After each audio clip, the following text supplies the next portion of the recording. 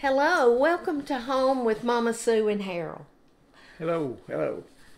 Today is just a day that we're going to talk, and I think y'all enjoyed it a few weeks ago when we talked about how we met. I had a lot of people comment and send me messages that they wish we would share more things about our lives, and so, oh my goodness, at 52 years together, it may take us years to share everything. But there are some stories we're not going to tell. That's right. You're not going to get to know everything. That's right. But I'm sure you already know that October is Breast Cancer Awareness Month.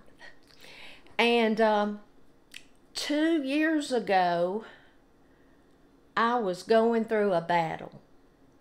And it's real funny. We're both going to share a little bit, but I want to tell you, I just plead with all of you ladies to get a mammogram every year. Yeah. You know, people say it's so uncomfortable. Well, it only lasts just a little bit, and it could save your life. I believe it saved my life. I think so too. When I went for my yearly checkup, my doctor did not feel anything that was suspicious or anything. He said, I'll probably see you again next year. And that was in? That was in June. It was the end of June of 2021. Okay. Mm-hmm. The very next day, the office called and said, can you come back in for another mammogram and ultrasound? And I did, and the next few days, they sent me to a surgeon for a biopsy. And when the biopsy came back, I had a very aggressive type of breast cancer. It was not hormonal related or anything. It was just breast cancer, and I was HER2 positive. And I thought I would get surgery right then, but my surgeon, when the pathology report came back, I want to tell you, my surgeon was out of town, and the sweetest lady called me and let me know the pathology results, and I knew that her name was Deborah, but I have later learned that it's Deborah from DJ Stone Pottery that does those beautiful manger ceramic pottery. It's different because she makes them. Okay. And my butter dish and all, but that's who it was that called me. But go ahead. We don't have a script, so I just have to interrupt when I think of something. Sue said she wasn't anticipating having cancer. My mom had breast cancer, was a breast cancer survivor for many years, mm-hmm. almost 40 years, I think. But that was back when the time I was in college, when she first was diagnosed. It was 20-something years. Yeah, 20-something years, that's correct. And Breast Cancer Awareness Week, to me, was never a big deal. It didn't... And that's, I'm not bragging. I'm just telling you like it is. I didn't take it to be what it is now.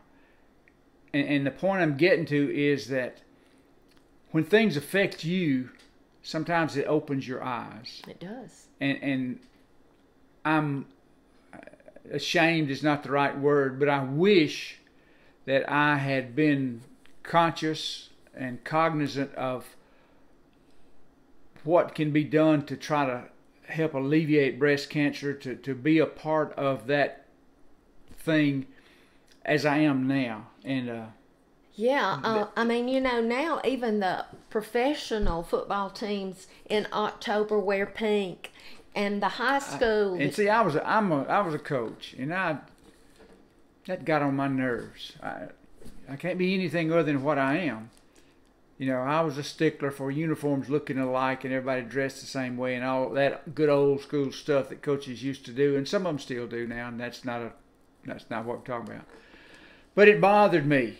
It didn't bother me. I just didn't like it, I guess. But I've come to realize there's more important things than playing ball.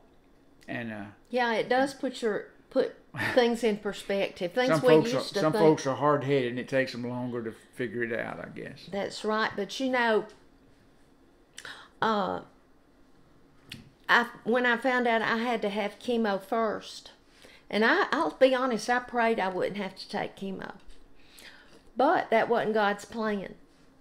And I also prayed, since I knew I was going to have to take it, that I wouldn't be sick.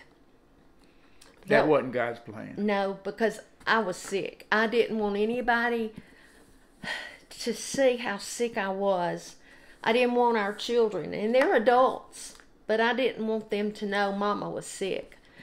So Harold was my caregiver. Yeah, during that time, we were in the first full year. We hadn't quite been doing Mama Sue's a year when we found out about Sue's cancer. And then that fall of 2021, the business had grown, and we were still trying to do everything here, and we ended up having to transfer that over. But we got so, because of Sue's being recognized as Mama Sue, we got so much mail. So many of you sent cards and messages and prayers and blankets and just little things that someone would say, you don't realize this yet, but you're going to need this when you're going through. It was mints, things like that. Yeah, the local, we're in the country, you know that, we've told you that before. The local mail person became an everyday visitor to our door because they couldn't get the cards and all of the mail into our mailbox, and so she would bring it in boxes, big tubs. And I'll never forget, one day she brought, it was the biggest amount we ever got, and I counted, it was like 460 something pieces of mail one day. And I have them. They're packed up in plastic tubs in my shed. I have every one of them. I don't know that I'll ever get rid of them. But I didn't realize also what would be required of me. But I don't know who the lady was, but some lady sent Sue a letter, and in the letter there was a little envelope. It was addressed to me. And she said, you don't know this, but your job is going to be, you have to be the keeper of the gate. I think that's the way she said it. Something to that effect. She said, most cancer patients, Sue is an exact example of this, won't allow people to see how sick they are. They don't want anybody to know, but you know, being here, I had to know. And the lady told me, she said, your job is to guard the gate. There are going to be times when people are going to want to come and see and talk, and Sue's not going to feel like it. And you don't want to hurt anybody's feelings, but you've got to shield her in times like that. And I tried to do that. People were, the people in our little community overwhelming. Were so gracious. I can't tell you how many people would knock on our door and leave a meal. Yeah, and not come in. And not come in. And you know, I really couldn't eat, but Harold had to eat. And I appreciated it so much because I couldn't stand to smell food. And so Harold would fix me a little bit and put it on a smaller plate, and I would take one bite. You want me to show you? I we can laugh now. I would just say, Harold, I can't eat. But he never fussed. He never fussed. We would come home from, it seemed like we were going to the doctor every day, from the oncologist to having chemo. And having to get fluids every week. to the radiation doctor, to the surgeon, all the time. And it's 35, 40 miles into Birmingham from here. And we try to get Sue to eat. What do you think you can eat on the way home? I don't know. I don't want anything. And we'd end up somewhere to eat. And invariably she wouldn't eat it. Lost how much? How I many lost pounds? 30 pounds. 30 pounds. But you know what? God's good. We came through that. Yeah.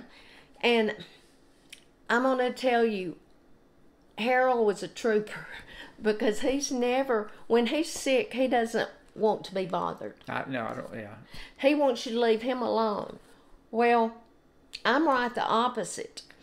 And I was sick. And that's why Angela would do reruns.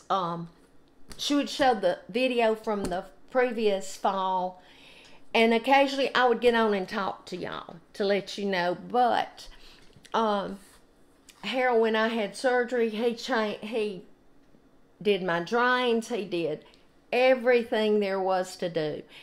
And you know, when you take your wedding vows, it's for better or worse, for richer or poor, in sickness and in health.